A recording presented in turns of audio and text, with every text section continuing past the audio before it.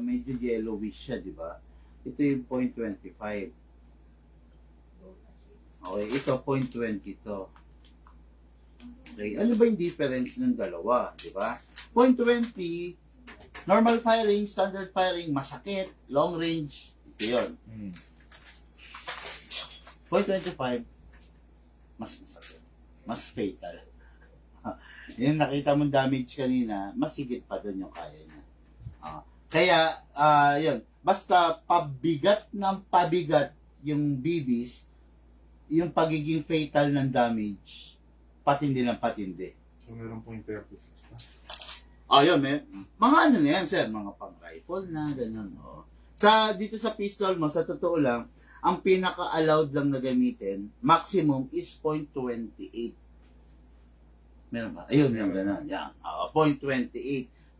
Nothing more than that, kasi mas-sacrifice na yung range niya, imbis na aabot siya ng malayo. Okay, ito na muna. Start ko na, sir, ha?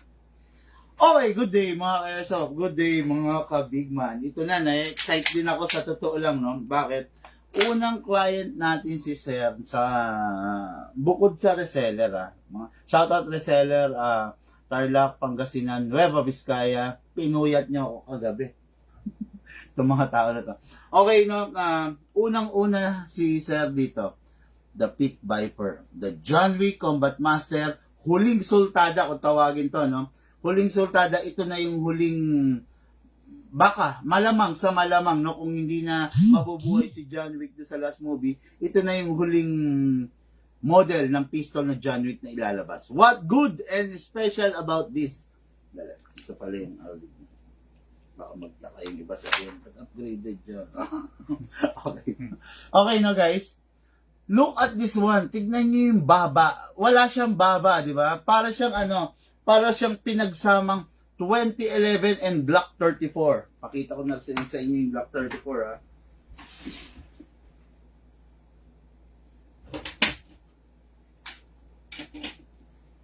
Okay guys, now look at this unit. Okay, 2011 and Block 34 combine lumabas si Pit Viper. Di ba? Kita nyo, wala siyang baba, parang same lang halos dito, di ba? At kung titignan nyo yung bunganga nito, parang bunganga siya ni Desert Eagle. Nakatabas. Napakalupit, Huling sultada ng John Wick, Pit Viper. Yan. Ganda, no? Yan. Okay. What good and special about this, mga ka-airsoft? From 2011 pa rin siya. Meron siyang beaver tail. Yan. Yung beaver tail na yan, you need to press that para mag-continuous firing. Without the presence nung pag-press dyan, hihinto yan, hindi siya tutuloy. Safety protection yon na ginawa para sa unit. Okay? Kung mapapansin nyo, yung outer barrel niya, ka-color yung hammer niya. Ngayon lang gumawang ganyan si John Wick. Yung mga iba, talagang black lang, plain and ordinary black, no? Naka-competition trigger na rin, plus ito pa, naka-optic sight. Ito pa yung pinaka-special, guys. Naka-fixed barrel. Merong compensator to hold the barrel para hindi siya malikot. Okay?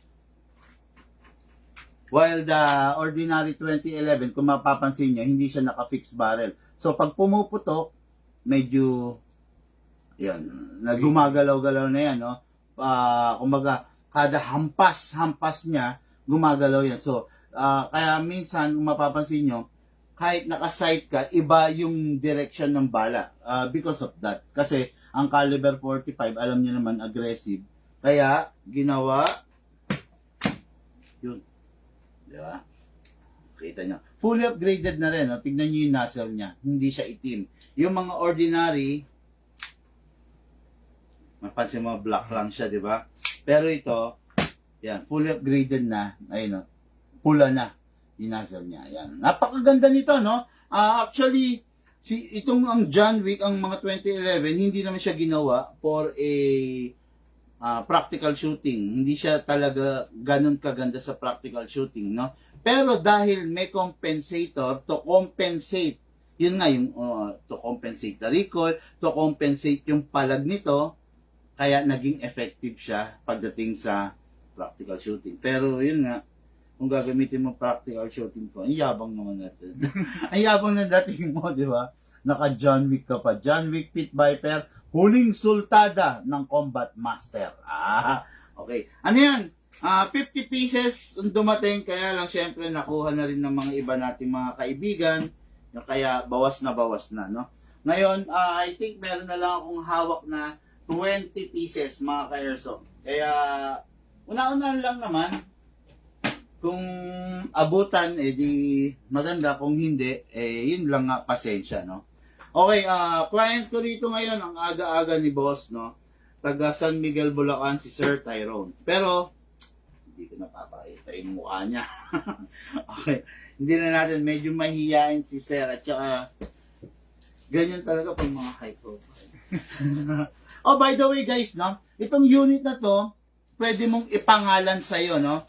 I-register mo siya sa mismong website nila. Okay, oh. Ipapangalan mo sa'yo. Kumbaga, input mo lang yung serial number. Kasi itong unit na to is fully licensed. Liliwanagin ko. Baka isipin nyo, kailangan pa pala ng lisensya. Hindi ganon, no? Pag sinabing yung isang unit, fully licensed, kumbaga, inauthorize sila, yung company nito, which is EMG, inauthorize noong gumawa talaga ng original na 2011 Combat Master, no? O, autorisado sila na i-copy, 1:1 replica. Kung ano talaga yung tunay, ganun din ito, no? Yun. Kaya napakaganda talaga, no?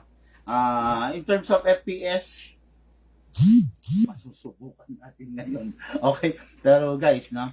12 kg lang gagamitin, no? 12 kg lang, subukan natin yung FPS niya. Pero ang lamig kasi ng aircon, para makuha sana natin yung accurate FPS. Ayun, by the way, sir, no? Yung airsoft, medyo mahina siya pag pag ganito airsoft, malamig yung panahon. Pero pag sa outdoor mo siya lalaruin, ramdam na ramdam mo yung pitik talaga niya. Napakaganda. Okay, start natin ang ating demo test fire. Pero muna, lalagyan ko muna to ng gas. Then, unahin ko muna to din. Medyo ibibilad ko, no? Alisin ko lang yung lamig. Sobra kasi lamig, mga airsoft.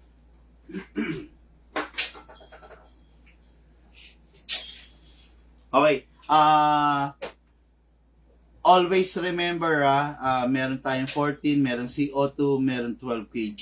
Itong ganitong model, hindi sila pwedeng gamitan ng 14 kg. Actually, pwede pala. Kaya lang, ang problema, mawawarak sila, no?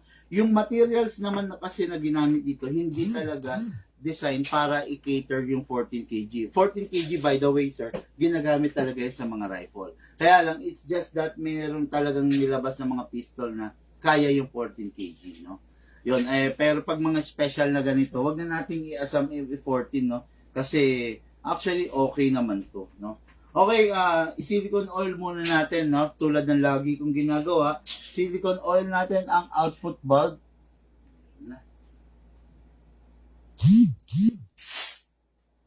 Silicone oil natin ang output bulb, press lang natin, then spray. You need to press the bulb para mag-open para yung oil papasok. Okay? Then, dito. Okay. By the way, mga ka-airsoft, no, pinalitan natin itong base pad ni sir kasi merong glitch ng konti yung mga magazine, no? Hindi po mapasok yung valve. So, we have to fix that or kumbaga parang ibabalik natin sa kumpanya, sa supplier. Then let's see what we can do, no? Pero sana mapakinabangan, kundi malaking loss din sa amin kasi yun, no?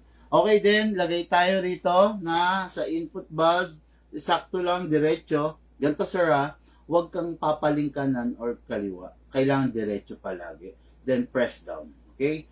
1, 2, 3, 4, 5, 6, and 7. Okay, 7 seconds. Enough para sa isang full rounds. Gamit lamang ang 12 kg, mga ka-airsoft. Okay? Ngayon, try natin na lagyan ng 0.20 grams na bala para maikrono natin kung gaano talaga siya kalakas. No? Hindi. Ito, no? Ano ba yan? Halo-halo. Tingin nga ako rin. Tingin ako rin sa bago. Doon. Dali, dito na lang. Ako na. Sige. Ako na, dyan. Lagay mo dyan.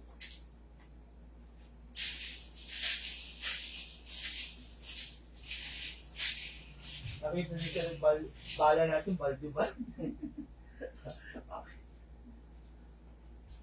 Okay guys, no, pagpasensyahan nyo na kasi wala pa gano'ng nakarepack na bibis. Dahil nga pagpasensyahan nyo na, ginabi kami kagabi. Amang sali, lagay mo muna sa araw. Ang lamig oh, hindi natin. Wala araw. Ulim-lim. Ay, hawak-hawak ko muna para uminit. Okay, so this is the unit, the Pit Viper Combat Master. No, napakagwapo. Tignan niyo yung bunga nga oh. Okay, yan. Ngayon, yan yung isi-silicone oil natin. Sir, pag silicone oil ka sa manually, ilak mo to. Okay? Yan. After that, yun, ang mga 2011, sensitive ang slide stopper. Nagke-create ng groove, no, ng kanal. Ngayon, pag nangyari yung pag lumalim yun, eventually, hindi na ito mag-open bolt. Yun ang iwasan natin. Paano maiwasan yun? I-spray na natin ito, sir. Okay? After that, sir, itong piston to nozzle, yung ibabaw lang, i-spray nila. Then, sir, release. Then, rest. Make sure na naka-rest to pag ipapasok mo yung magazine. Huwag mong ipapasok yung magazine ng nakababa to, delikado yun. Pwedeng mag-fire agad. Rest mo. Muna saan yung humawak ng magazine? Ay, naku, pasaway. Dali mo. Asa magazine?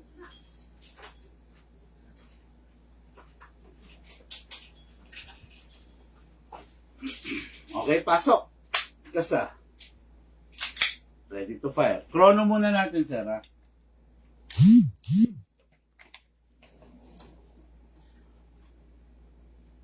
Ano yan? Ba't nag-bigyan? Okay. Okay, guys. Chrono. First fire. 336. Ba? Hindi pa yan. 0.25 itong nailagay na bala.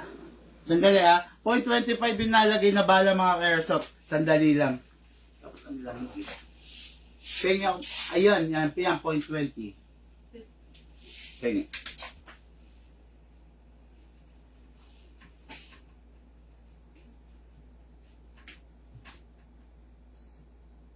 kasi, tingnan mo to. Hindi ako kumuha dito sa bote natin. Tingnan mo. Yung kulay, parang iba-iba. Na halo-halo na naman to. Siguro na Rifle siguro yan. Oo, yung Kasi sa mga rifle rifle, kasi diba? pag nilagyan nila, ano ba, ipapaship na. Para walang kumakalog, aalisin ulit yung bala. Kung saan nila nilalagay na bote, ayun. Ngayon guys, nasa 0.20 tayo ha. Bala.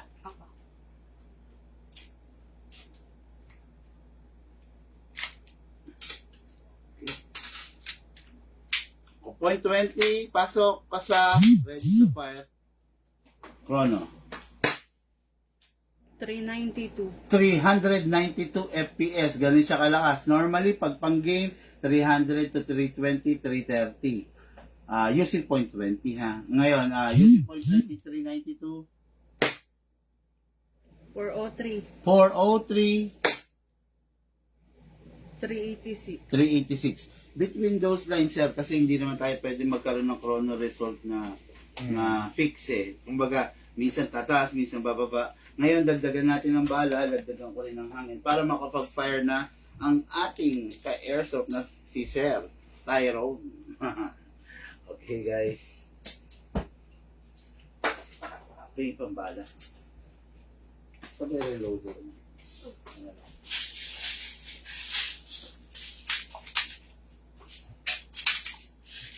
Kaya kung mapapansin nyo, itong mga susunod na week, puro John Wick tayo.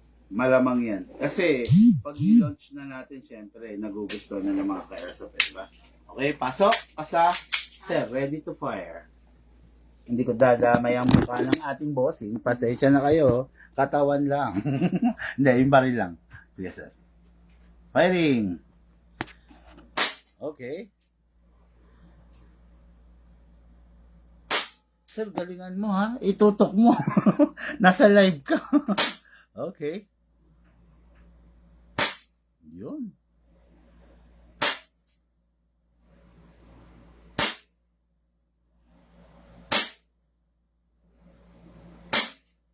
Okay, may pulso si sir. Grabe.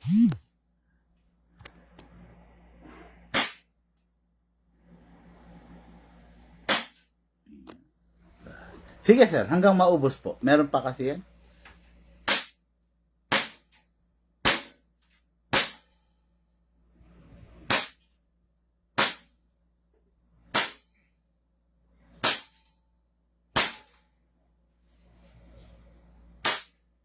Yun, open bolt.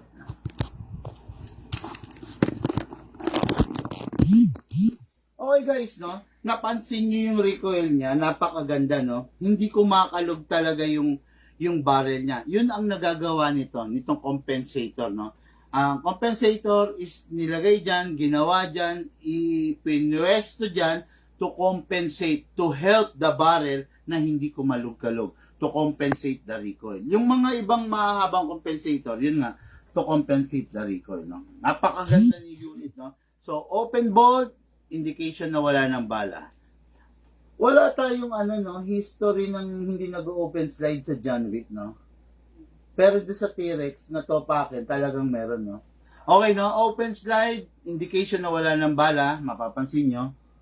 Okay, next thing to do, release the magazine. Then, release the slide. Then, syempre, rest the hammer by pressing the trigger. Ayan. Sir, unit lifetime service warranty. Okay? Yung kanina hindi ko na-discuss, maximum rounds na kaya ng magazine is 27. Ngayon, para lang man huwag masyadong mag-loose yung spring, mga 20 to 23 lang. Tapos, yun lang naman. Yun, 1 day, 2 days, up to 5 days yung tirang hangin dito, pwede mong i-stop. Pero kung tatagal na ng weeks or months, pasingawin mo siya, sir. Press mo lang to. Pero sa ngayon, hindi ko na ipe-press kasi mapapansin mo 2 beses ako nag-gas. Ang daming laman nito, sir. So, baka isa pang buong rounds kaya pa nito, no? So, hindi ko na pasingawin. Malamang pag nando ka na sa side, magpa-fire ka, no? Okay, bali ano lang, sir, ha? Unit, pwede naman ibiyahe, pwedeng dalhin sa sakyan, lalo na ngayon, wala namang gun ban, as long as nakapag. Huwag mong isusukli. Okay? Ngayon, itong bag na to is the quick draw version ng bag. Papakita lang natin mga ka-airsoft kay bossing. Kasi nakita ko naka-body bag si Sir, pwedeng pamalit. Yan. Okay. Si Sir Big Man din, sa totoo lang. Parehas sa kami nakatawan. Ano rin, legend din. Okay, guys, no? Paano ba? Ayan, pasok. Okay? Release to, kung may trouble, punit. Ganun na. Mabilis yan, sir. Pasok ko na.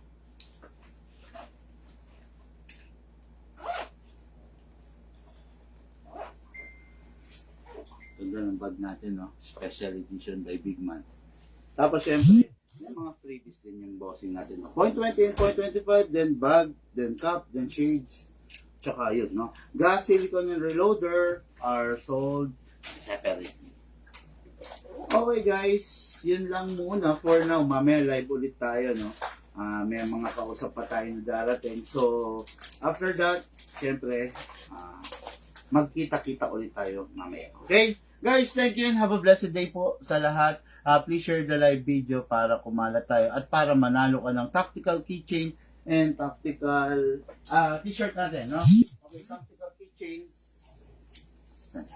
Okay, full metal yan. Depende sa gusto mo. Yan, pwede mo mapanalunan yan.